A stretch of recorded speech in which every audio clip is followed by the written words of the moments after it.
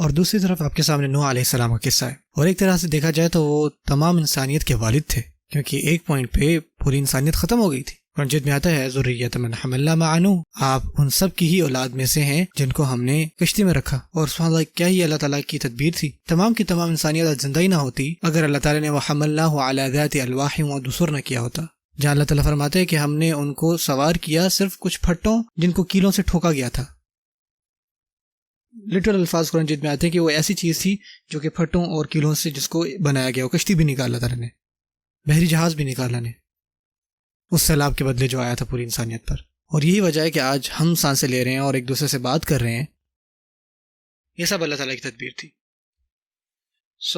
میں بات کر رہا تھا نوح علیہ السلام کی، کیونکہ نوح علیہ السلام ہمارے اولو العزم انبیاء میں سے ہیں۔ ان کا اور رسول اللہ صلی اللہ علیہ وسلم کے درمیان بھی نا ایک بہت ہی زبردست کامن چیز ہے۔ جیسے رسول اللہ علیہ وسلم تمام انسانیت کے لیے نبی تھے نا، اس طرح نوح علیہ السلام بھی تمام انسانیت کے لیے نبی تھے، کیونکہ اس کے علاوہ کوئی اور انسانیت تھی نہیں۔ رسول اللہ علیہ وسلم کو بھی انسانی طرف بھیجا گیا، اور نوح علیہ السلام کے ارد کی تمام قوم ختم ہوگی، صرف کچھ لوگ باقی رہے۔ اب حیرانی کی بات یہ ہے جہاں اللہ تعالیٰ فرماتے ہیں کہ ما کان محمد ابا احد من رجالکم، کہ رسول اللہ صلی اللہ علیہ وسلم آپ کے مردوں میں سے کسی کے والد نہیں ہیں۔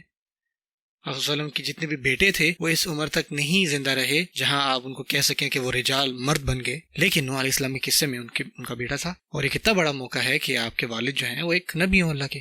اس سے بڑی اور کیا بات ہے۔ اور نہ صرف کوئی نبی بلکہ اولو العزم میں سے، بلکہ اولہم، سب سے پہلے جو اولو العزم انبیاء ہے نا، ان میں سے سب سے پہلے نوح علیہ السلام آتے ہیں، جن کا رتبہ بہت بلند ہے۔ ان 5 میں سے نوح علیہ السلام کا نمبر جو ہے سب سے پہلے آتا ہے۔ سب سے پہلے نوح علیہ السلام آتے ہیں اور پھر باقی انبیاء آئے ہیں نا ان کے بعد۔ لیکن پھر بھی اگر آپ ان کی بھی لیگیسی پڑھیں تو پہلی چیز جو آپ کو ملتی ہے اور جو آپ کو ہلا کے رکھ دیتی ہے وہ یہ کہ وہ نہ تو اپنی بیوی کو ہدایت پر لا سکے اور نہ ہی اپنے بیٹے کو۔ اب مجھے بتائیں کہ وہ سوائے اللہ تعالیٰ کے پاس جانے سے اور کس کے پاس جاتے؟ وہ کیسے کہتے ہیں کہ یا اللہ میں ایسا کیا کروں کہ میرا بچہ میری بات سنے؟ جیسے کہ اکثر والدین آتے ہیں اور پوچھتے ہیں، یا آپ کچھ اس سے کوئی بات کریں کہ وہ فوراً سے بدل جائے، یا میری بیٹی وہ ساتھ ہی آئی ہوئی ہے۔ اور یہ بڑی عجیب سی پیچیدہ سچویشن ہو جاتی ہے کہ وہ اپنے بچوں کو کھینچ کے لاتے ہیں میرے پاس اور مجھے کہتے ہیں کہ یہ آپ کی بہت ساری ویڈیوز دیکھتا ہے، اور وہ میری طرف دیکھ رہا ہوتا ہے، اور وہ مجھے کہتے ہیں کہ اسے کچھ کہیں کہ یہ ٹھیک ہو جائے، اور میں اسے کہتا ہوں کہ یار سوری، اس کے علاوہ میں آپ کو کیا کہوں۔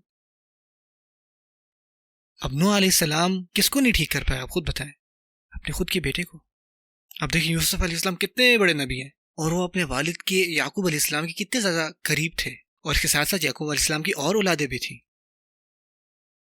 وہ بھی یعقوب علیہ السلام کو اتنی عزیز تھے، لیکن اور وہ جو انہوں نے کام کیا اس کے کرنے کے بعد کتنے سال جو ہے وہ اسی پر اڑے رہے، اور آخر میں جا کے ان کی اپنی زندگیوں کے اختتام پر تب جا کے انہوں نے توبہ کی، تب وہ واپس پلٹے۔ یہ ہمارے ہاتھوں میں نہیں ہے، اور اس چیز کو ہمیں ایکسیپٹ کرنا ہے۔